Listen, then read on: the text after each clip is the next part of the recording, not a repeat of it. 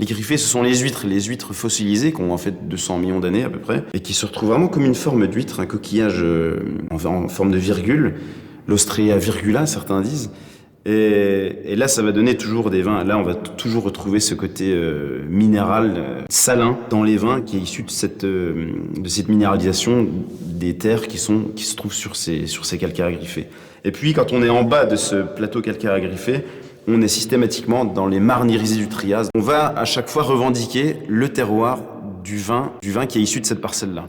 C'est-à-dire qu'un chardonnay de cette parcelle-là sera toujours vinifié séparément d'un chardonnay d'une autre parcelle, pour montrer qu'un chardonnay sur calcaire, ça ne donnera pas la même chose qu'un chardonnay sur argile. Et ça, c'est vrai que Stéphane Tissot l'a un petit peu, je le cite parce que pour moi, c'est sans doute l'un des vignerons du Jura qui l'a érigé vraiment presque un peu en typologique. C'est-à-dire que calcaire, c'est comme ça, argile, c'est comme ça. Et on le retrouve, c'est assez frappant, mais alors parfois c'est un petit peu trop schématique ce qu'il va dire. Certains vignerons vont lui reprocher d'être trop schématique, mais ça a la vertu quand même d'être assez pédagogique, je trouve. Donc en cave, vous vinifiez vraiment séparément en fonction des terroirs. Donc si tout le monde vinifie son vin avec la même levure, c'est quand même un peu dommage de parler pendant 3 heures du terroir, et puis finalement d'utiliser tous le même sachet de levure. Donc c'est vrai moi j'utilise pas de levure ajoutée, on appelle ça donc les levures indigènes, c'est les levures qui viennent du milieu.